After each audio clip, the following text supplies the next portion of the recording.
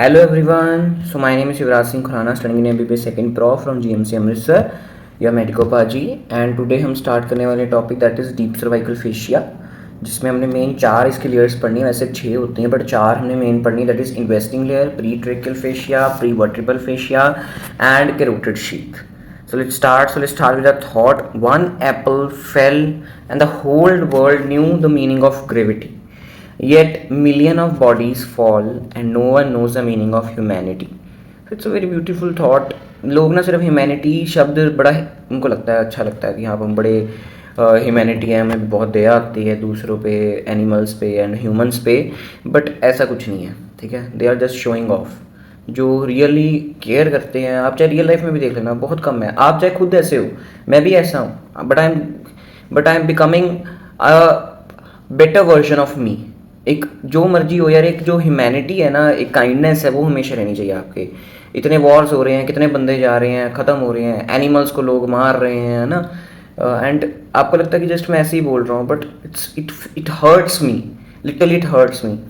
But पता नहीं आजकल के लोगों को क्या होगा, इतने इनह्यूमन हुए पड़े हैं कि they only think about themselves, है ना। आप अगर अपना अपना देखो आप, तो आप भी सिर्फ अपने बारे में सोच रहे हो, बाकियों के बारे में थोड़ी कोई सोचता है बंदा, है ना।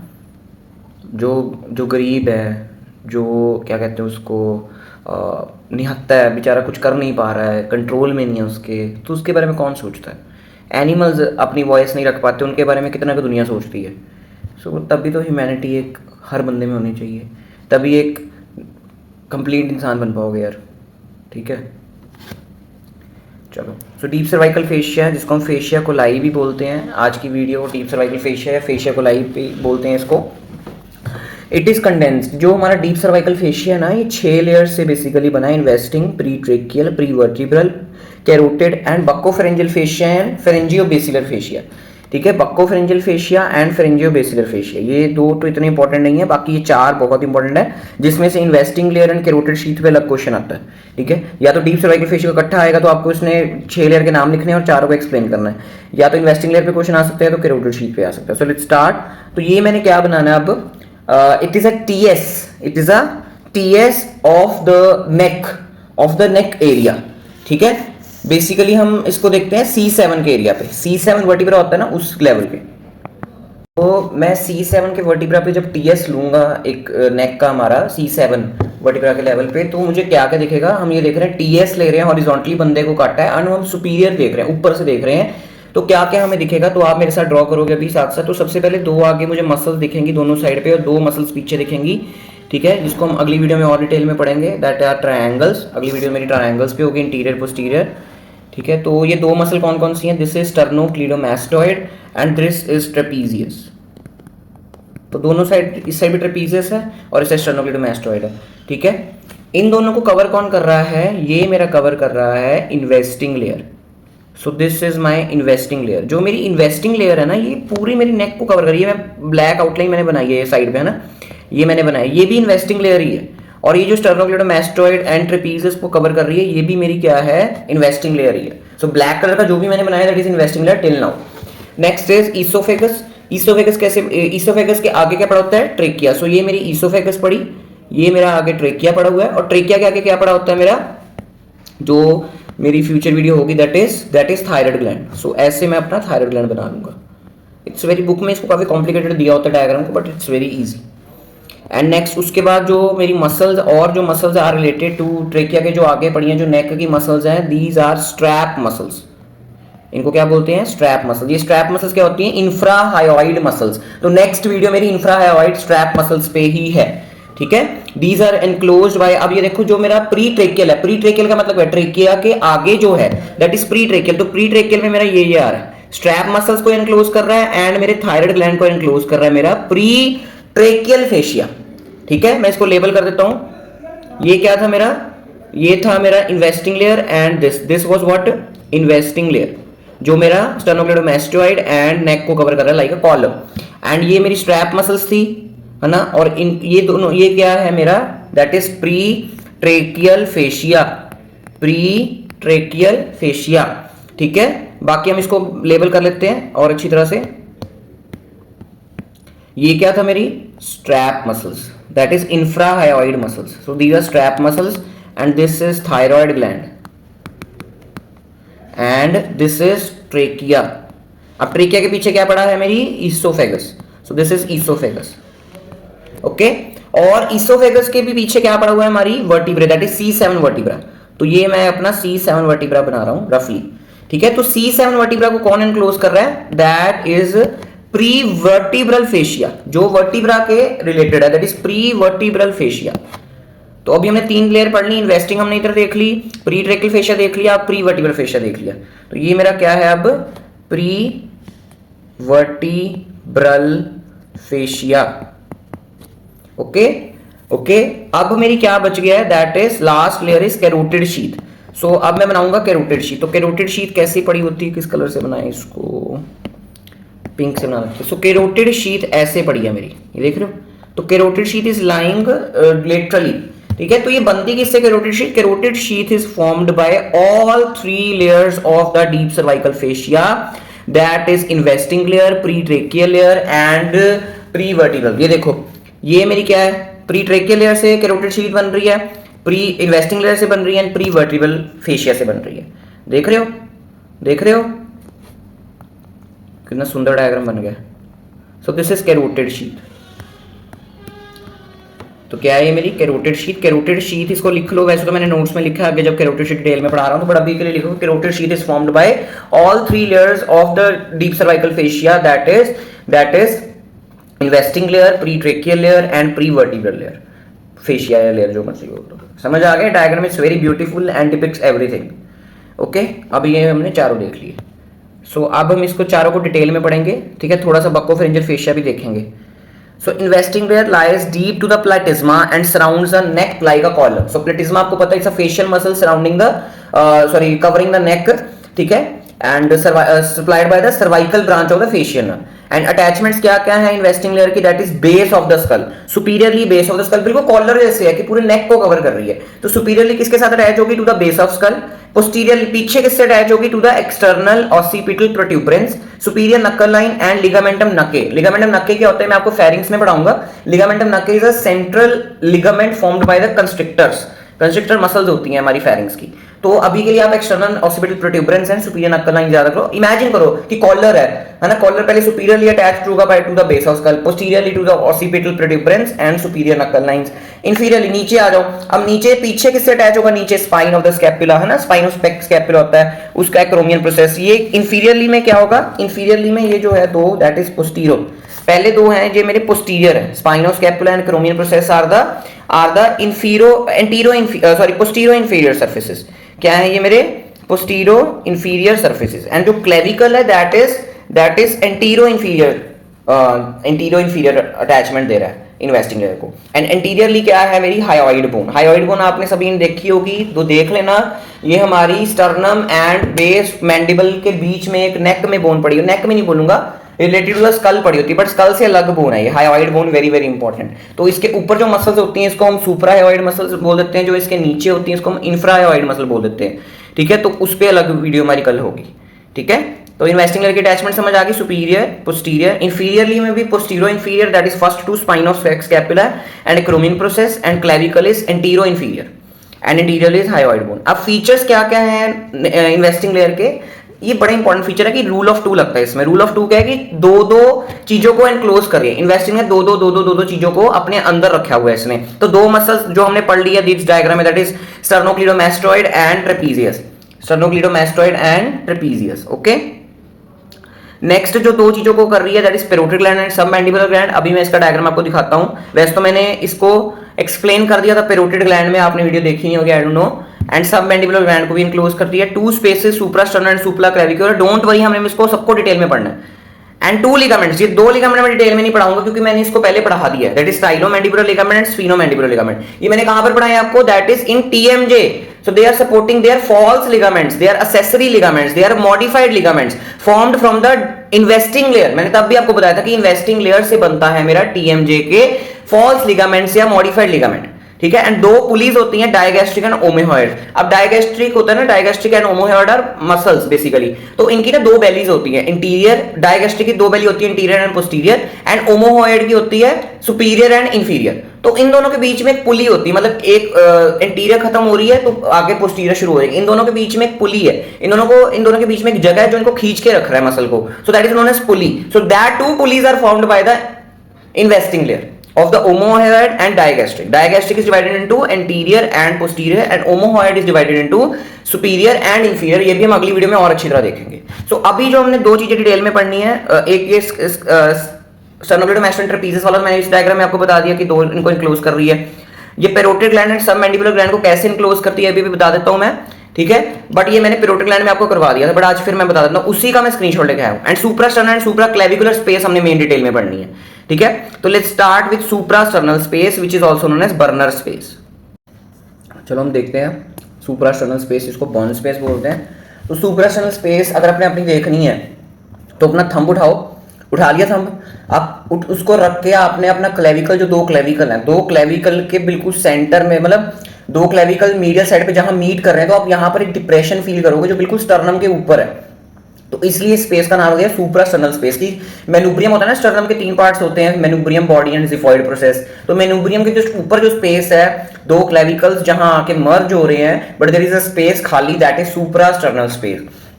तो कैसे बनाऊंगा मैं इसको, ध्यान से देखो, दिस चेंज द कलर, ये देखो, ये मैं बना रहा हूं अभी sternum. So this is my manubrium sternum का, एंड दिस इज मेरे क्लेविकल्स। थोड़े गंदे बना रहा हूं मैं क्लेविकल्स, आई नो दैट। जो आर्टिस्टिक है प्लीज सही कर लेना इसको, ठीक है। तो दीज आर क्लेविकल्स एंड और क्या बच गया हमारा, अच्छा, इन दोनों के बीच में एक लिगामेंट होता है जिसका नाम है इंट्राक्लेविकुलर लिगामेंट, ऐसे। So this is intraclavicular ligament, intraclavicular ligament, okay, ठीक है। और यहां पर मेरा very very important that is SCM, जो मेरी अगली वीडियो होगी एससीएम पे, दैट इज स्टर्नोक्लेडोमास्टोइड। तो स्टर्नोक्लेडोमास्टोइड का यहां पर स्टर्नल हेड आके लगता है, तो यहां पर मेरा आके क्या लगता है, स्टर्नल हेड। सो यहां पर मेरी क्या होता है, यहां पर स्टर्नल हेड लगता है, ओरिजिनेट करता है बेसिकली, ठीक है।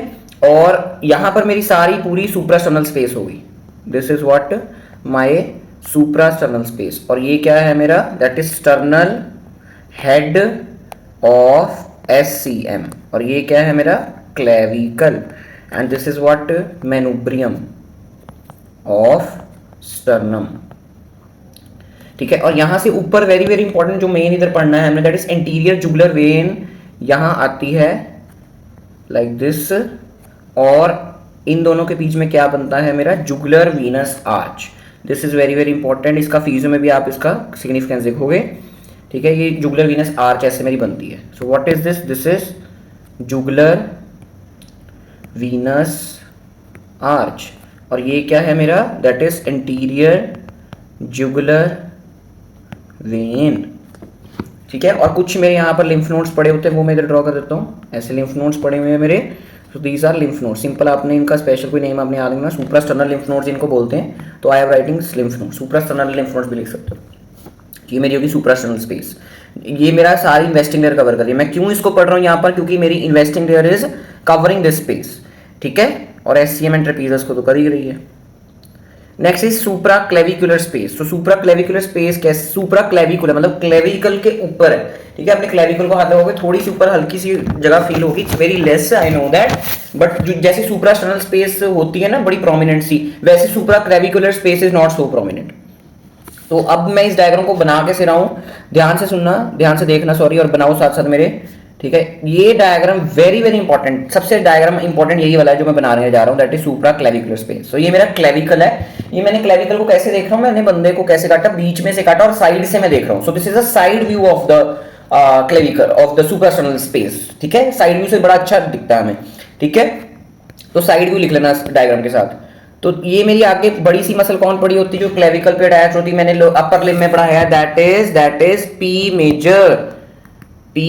Major pectoralis major. और इसके नीचे जो क्लेविकल के नीचे पड़ी होती है मसल, ये भी मैंने पढ़ाई है in the upper limb, that is सब क्लेवियस, सब का मतलब क्या था, नीचे, क्लेवियस मतलब क्लेविकल के नीचे, सब क्लेवियस, ठीक है। अब ये सुप्रा स्टर्नम स्पेस हम देख रहे हैं, मतलब स्टर्नम के सॉरी सुप्रा क्लेविकुलर स्पेस देख रहे हैं, मतलब क्लेविकल के ऊपर। सो ऐसे क्लेविकल के ऊपर there is presence of space, there is presence of one space that is known as supraclavicular. और ये नीचे जाके क्या बना देती है, that will form clavipectoral fascia.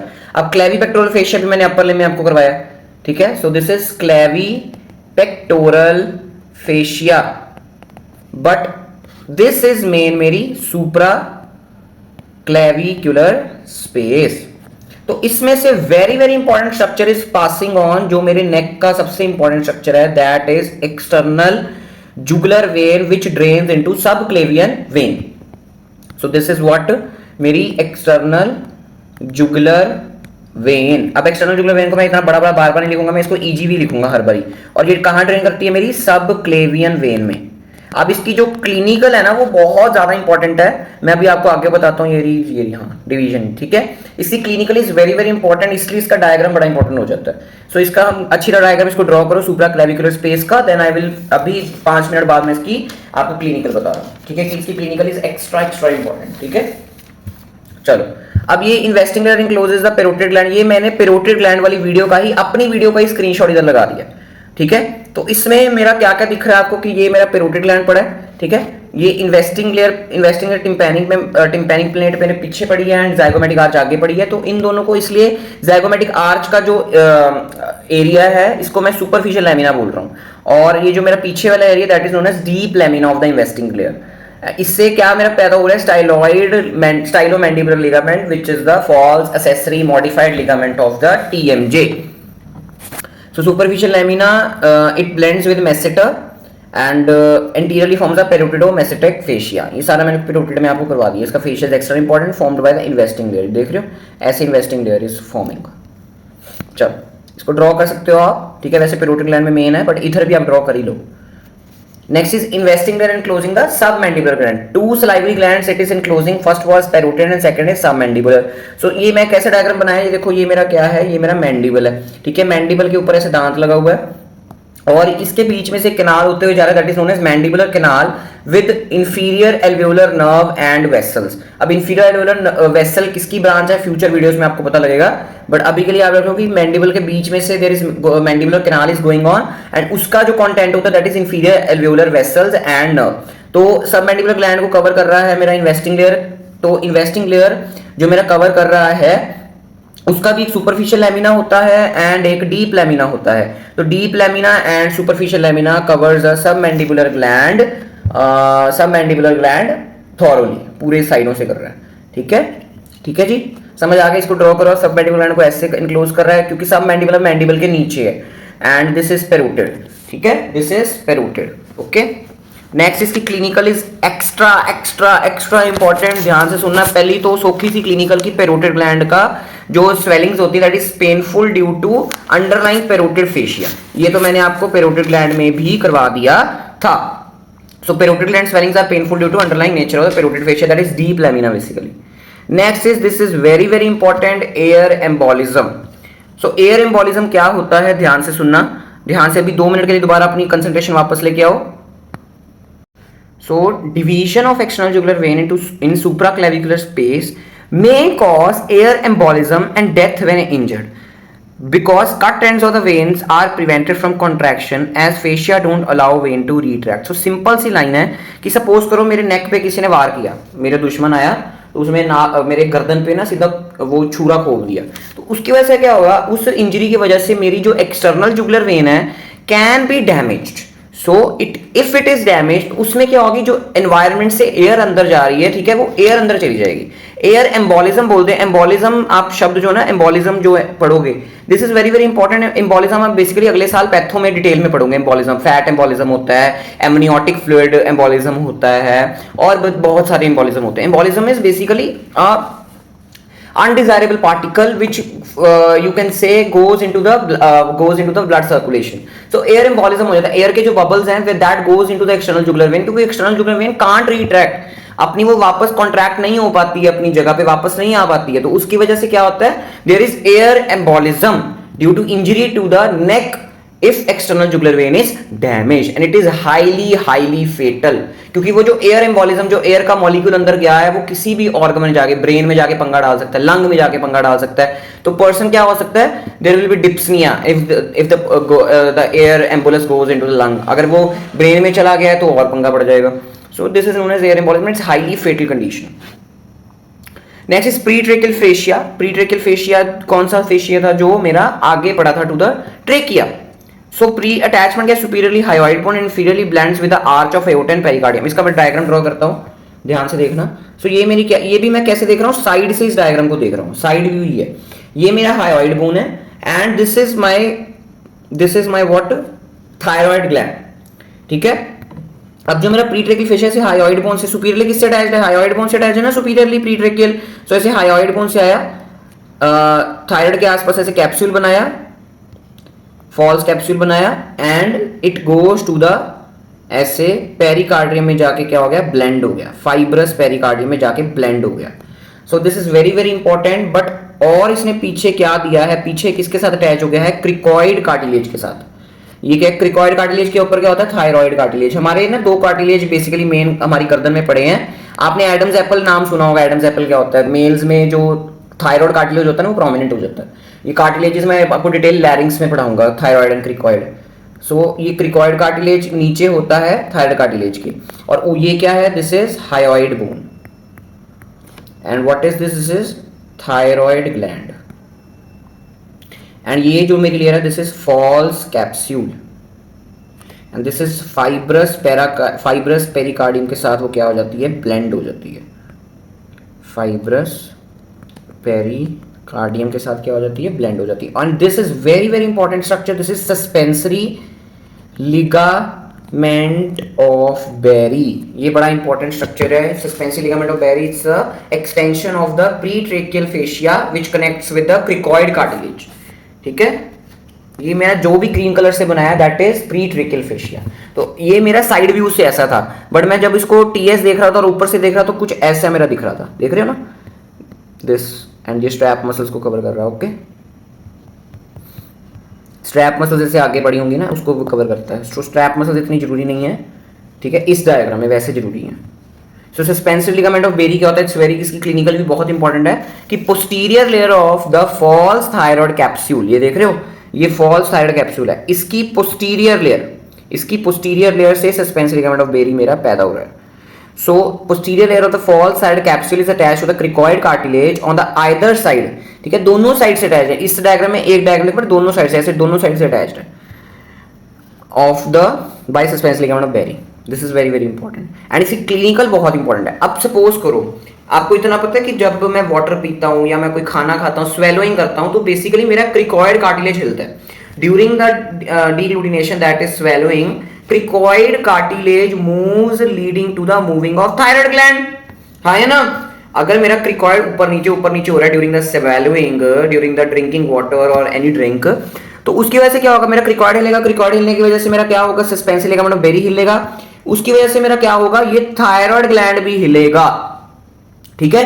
But हमें जब हम वाटर पीते तो ऐसे पता थोड़ी लगता है कि थायराइड ग्लैंड हिल रहा है ना, क्योंकि उसमें कोई स्वेलिंग नहीं है, नॉर्मल पर्सन में कोई स्वेलिंग नहीं है। अब आपके पास कोई पेशेंट आया, ठीक है, उसकी आपने चेक करनी कि swelling is of thyroid gland और any other structure in the neck. अब नेक में बहुत सारे अदर स्ट्रक्चर्स हैं, कोई ट्यूमर हो सकता है एक्सेप्ट थायराइड ग्लैंड का, कोई अपना मसल का ट्यूमर हो सकता है, ब्लड वेसल हेमरेज हो सकता है, बहुत रीजन हो सकते हैं, ठीक है। आपने चेक करना है कि वो थायराइड की स्वेलिंग है या दूसरे किसी और स्ट्रक्चर की स्वेलिंग है। तो आप क्या करोगे, पेशेंट को बिठाओगे, उसको कहोगे पानी पी के दिखा।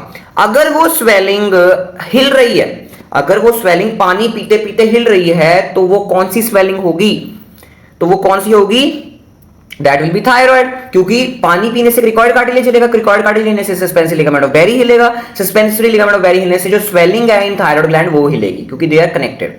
बट जो दूसरी स्वेलिंग्स होंगी that will be not related to thyroid, that is present in the neck, तो वो नहीं हिलेंगी during the deglutition. So to check whether the swelling is of neck is thyroidal or non-thyroidal, तो non-thyroidal swelling do not move in the deglutination and thyroid gland move during the deglutination, ठीक है, समझ आ गया। This clinical is important. एक air embolism, दूसरी this कि check whether the swelling is thyroidal और नॉन थायराइडल, इसलिए तो पढ़ना जरूरी है यार, ठीक है। ऐसी चीजें आपने सीखनी है जो आपको हॉस्पिटल में काम आएंगी, क्लिनिक्स में काम आएंगी। चलो, so pre vertebral fascia and buccopharyngeal fascia दोनों रिलेटेड है। इसका डायग्राम ये अभी के लिए आप इसको याद रख सकते हो कि पोस्टीरियर ट्रायंगल का जो फ्लोर है that is formed by pre vertebral fascia and जो रूफ है दैट इज इन्वेस्टिंग लेयर बना रहा है। मतलब पोस्टीरियर ट्रायंगल जब मैं आपको पढ़ाऊंगा तो उसका जो फ्लोर होगा वो किससे बन रहा है, प्री वर्टिब्रल फेशिया से, एंड जो रूफ है that is formed by the investing layer. इसका एक बहुत सुंदर सा डायग्राम है, मैंने लिखा है एलर फेशिया वाला, ठीक है, कि मुझे याद आ जाएगी कौन सा बनाना है, ठीक है। चलो, सो लेट्स स्टार्ट। सो ये मेरा क्या है, ये मेरा बेस ऑफ मैंडिबल है, ठीक है। उससे ऐसे बेस ऑफ मैंडिबल या बेस ऑफ स्कल जो मर्जी बोल दो, उससे ऐसे नीचे वर्टिब्रेस प्रेजेंट है लाइक दिस, ठीक है। तो मैं 2-3 इंपॉर्टेंट पॉइंट वर्टिब्रेस लिख रहा हूँ, that is C2, this is C2, this is C6 and बिल्कुल लास्ट वाला जो मैंने शो करना है दैट इज T4। कौन कौन से लिखे मैंने, C2, C6, T4, ठीक है। अब ये मेरा आगे क्या पड़ा है, फेरिंग्स पड़ा है। बेसिकली ईसोफेगस होती है, फेरिंग्स ऐसे कॉमन पाथवे ना between the trachea and the this oesophagus, तो उसको फेरिंग्स बोलते हैं। सो दिस इज फेरिंग्स, ठीक है। तो फेरिंग्स के जो पोस्टीरियर लेयर बना रही है वो बना रही है मेरी दिस, ये जो मेरी पोस्टीरियर लेयर है this is buccopharyngeal fascia. What is this, this is what buccopharyngeal fascia,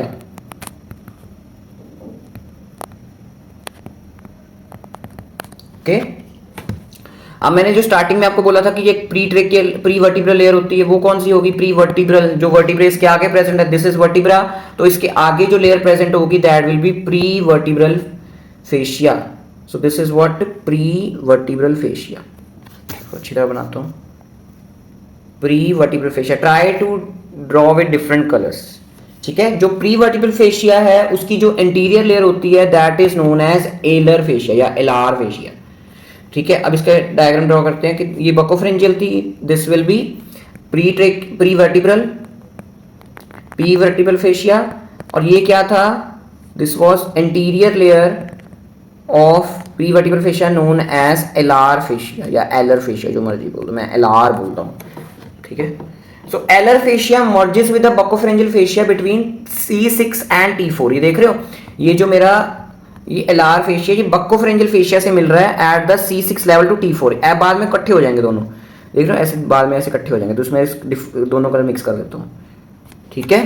सो इतना सुंदर डायग्राम बना है, सिंपल सा डायग्राम है, मैं इधर लिख देता हूँ कि एलार या alar fascia merges with buccopharyngeal fascia between C6 and T4 vertebrae. ये जो हमारा प्री ट्रेकियल फेशिया है, ये pre vertebral fascia, this pre vertebral fascia जो हम पढ़ रहे हैं ये T4 तक ही प्रेजेंट है। तो हमने लोअर, क्योंकि यार हम गर्दन पढ़ रहे हैं बेसिकली, और टी गर्दन में नेक पढ़ रहे हैं बेसिकली, है ना। तो जो T है that is thoracic, that comes in the thorax, तो ये जो हमारी लेयर है यहाँ तक एक्सटेंड कर दी टू द T4, ठीक है। और ये जो स्पेस बनती है ना, this is very important space, this is known as retropharyngeal space between the alar fascia and the base of the skull or mandible, basically skull, ठीक है। चलो अब रेट्रोफेरेंजियल स्पेस है that is bounded by the alar fascia and buccopharyngeal fascia and the base। So attachments क्या क्या है of the pre vertebral, ये pre vertebral layer थी ना दिस, तो इसकी अटैचमेंट बताओ, खुद बताओ। सुपीरियरली किससे अटैच्ड है ये, superiorly it is attached to the base of the skull, inferiorly it extends to the superior mediastinum till the T4 vertebrae. Anterior layer is alar fascia blends with the buccopharyngeal fascia, and posterior layer is attached to the T4 vertebrae.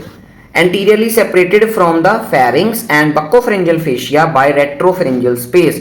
इधर interiorly क्या पड़ी है मेरी, रेट्रोफेरेंजियल space पड़ी। तो diagram ये रामबाण है, इस डायग्राम को बनाओ, फिर आगे डायग्राम पहले पॉज करो वीडियो को, डायग्राम बनाओ, देन उसके बाद इसकी अटैचमेंट्स लिखो, बिल्कुल डायग्राम का जेरॉक्स कॉपी, ठीक है, ओके।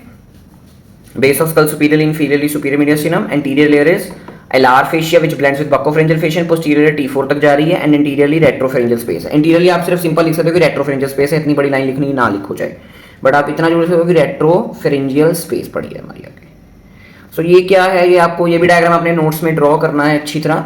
तो ये मेरा क्या है, दिस इज वर्टिब्रे, ये मेरा वर्टिब्रे है एक, और ये पोस्टीरियर साइड है, ये इंटीरियर साइड है, ठीक है। तो पोस्टीरियर साइड पे जो मेरा वर्टिब्रे पड़ा है, और ये मेरा क्या पड़ा है, बक्कोफेरेंजियल फेशिया। तो ये मेरा क्या होगा, ये जो ये बनाया मैंने ब्लू कलर से हाईलाइट कर रहा हूँ, दिस विल बी फेरिंग्स और इसोफेगस, इसके आसपास बक्कोफ्रेंजियल फेशिया है। तो कौन सा व्यू हो गया, ये टीएस व्यू हो गया, क्योंकि बक्कोफ्रेंजियल वाज स्ट्रेट इन दिस, तो यहां से मैंने पर्सन को बीच में से काटा है, ठीक है। तो रेट्रोफेरेंजियल स्पेस से आया, रेट्रोफेरेंजियल सॉरी बक्कोफ्रेंजियल फेशिया आया, बक्कोफ्रेंजियल फेशिया के पीछे क्या प्रेजेंट है, बक्कोफ्रेंजियल फेशिया के पीछे क्या प्रेजेंट है, दैट इज रेट्रोफेरेंजियल स्पेस। तो मैंने कट यहां से मारा है, मतलब मैंने C2 से लेके C4 तक कहीं भी कट मारा है, तो मेरे C2 से लेके C4 के बीच मैंने ये वाला डायग्राम बनाया, ठीक है। तो ऐसे मेरी रेट्रोफेरेंजियल स्पेस आ गई and this will be pretracheal space, समझ आ गया, बक्कोफ्रेंजियल उसके पीछे retropharyngeal space, then pretracheal layer, pre-vertebral layer, my mistake, pre-vertebral layer, buccopharyngeal fascia, then retropharyngeal space and pre-vertebral phase, not tracheal, pre-vertebral space, ठीक है। और ये चार ऐसे तीन मसल्स हैं जो वर्टिब्रा पे अटैच होती हैं, that is scalenus, scalenus anterior, scalenus medius, scalenus posterior, ये मैंने इधर भी इंटीरियर लिख दिया, posterior, so this is scalenus posterior. So scalenus anterior and scalenus medius के बीच में there is presence of subclavian vessels and brachial trunks. क्या प्रेजेंस है, subclavian vessels and brachial trunks present है। ब्रेकियल प्लेक्सस मैंने आपको पढ़ाया, उसके जो ट्रंक्स होते हैं, उसकी रूट्स होती हैं, ट्रंक्स होते हैं, डिविजन्स होती हैं। तो trunks are present between the scalenus anterior and medius and subclavian artery and vein is present. Trunks of brachial plexus lie behind the pretracheal fascia and between the scalenus anterior and scalenus medius. वही trunks of brachial plexus कहाँ present है, between the scalenus anterior and scalenus medius. And trunks of brachial plexus and subclavian artery pass laterally and extend to axillary sheath.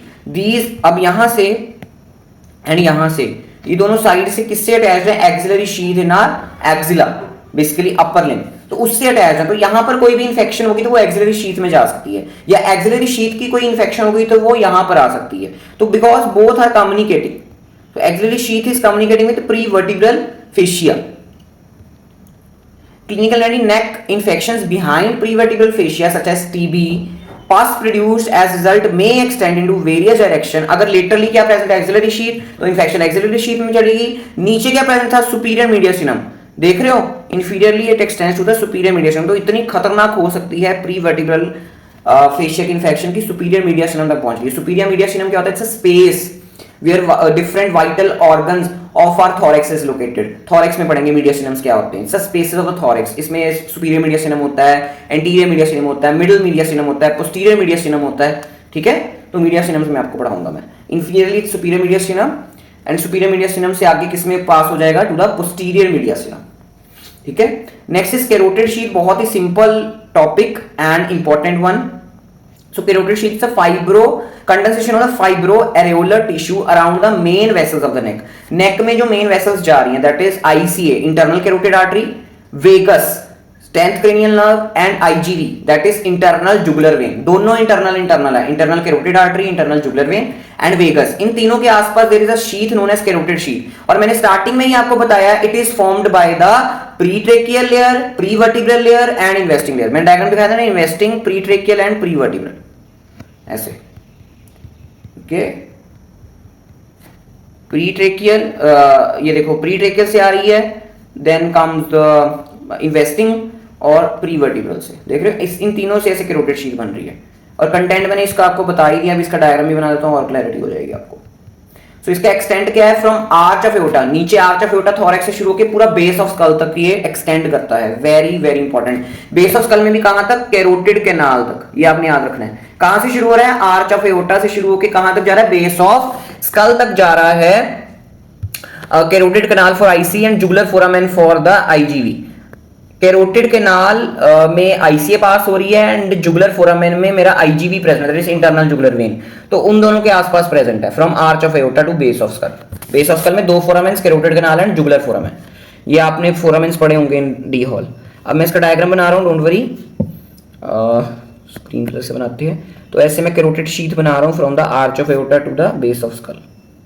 अब नीचे कौन सा होगा, arch of aorta ही होगा, आपका सिर ऊपर है ना, आर्च ऑफ एओर्टा नीचे है। सो आर्च ऑफ एओर्टा नीचे यहाँ से होके यहाँ तक बेस ऑफ स्कल तक मैं लेके जा रहा हूँ।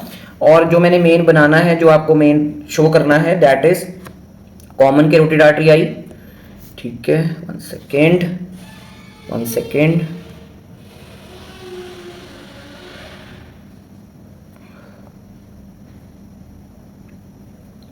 आप साथ साथ ड्रॉ कर सकते हो।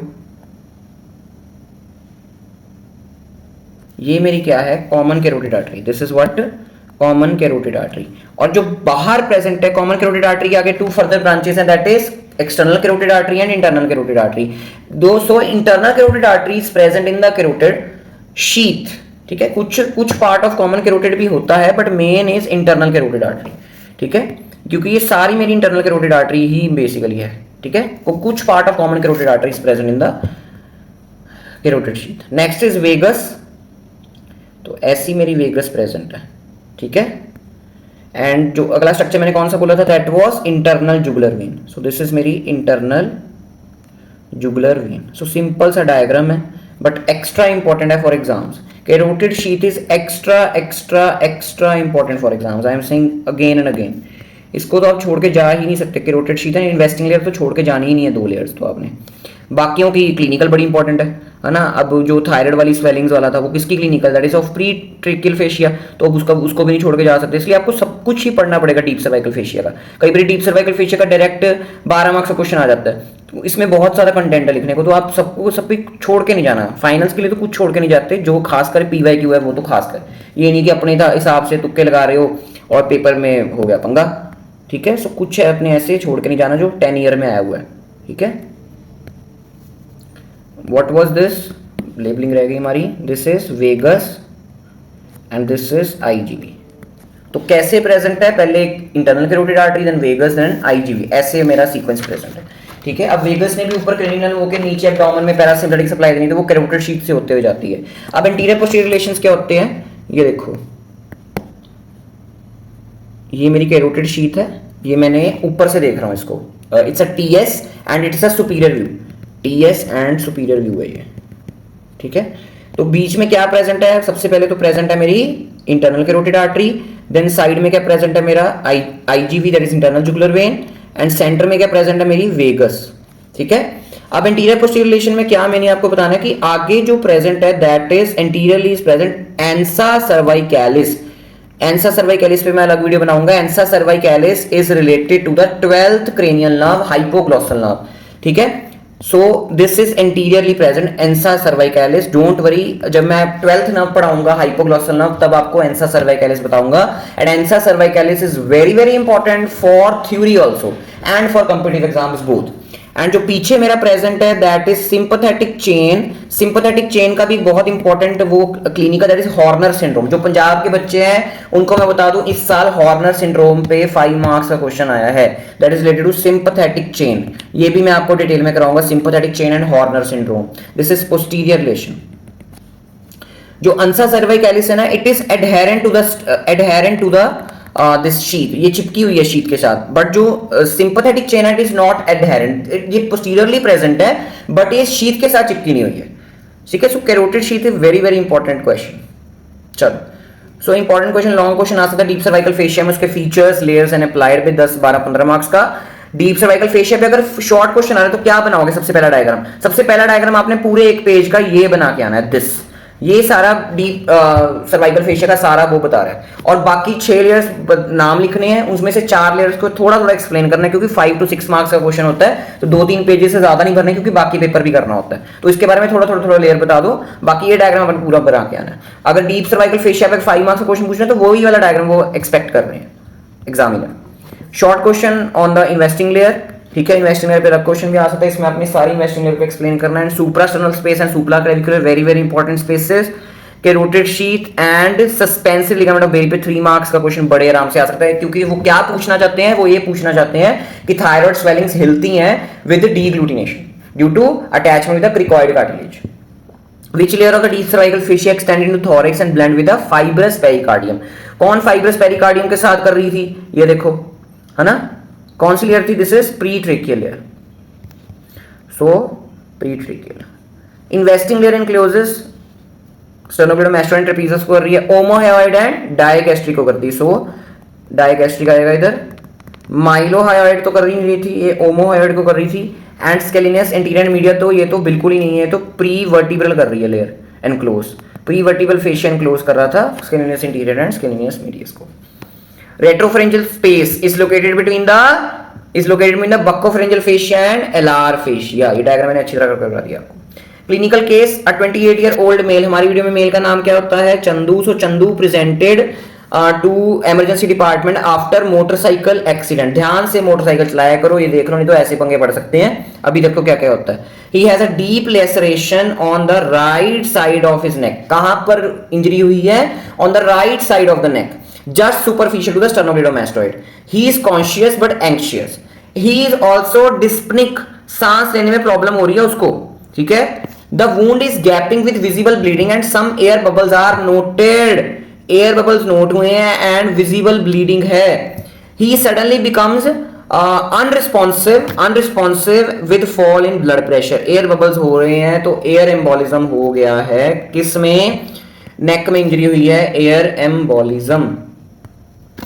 Air embolism in EGV, that is external jugular when. Very very important. ध्यान से व्हीकल चला गया करो, ठीक है, नहीं तो पंगे पड़ जाते हैं, डेथ तक हो जाती है। So this ends the video of deep cervical fascia. थोड़ी लंबी बन गई है video, but highly highly highly I will suggest इसको देखो और शेयर करो ताकि और बच्चों का भला हो। Thank you very much.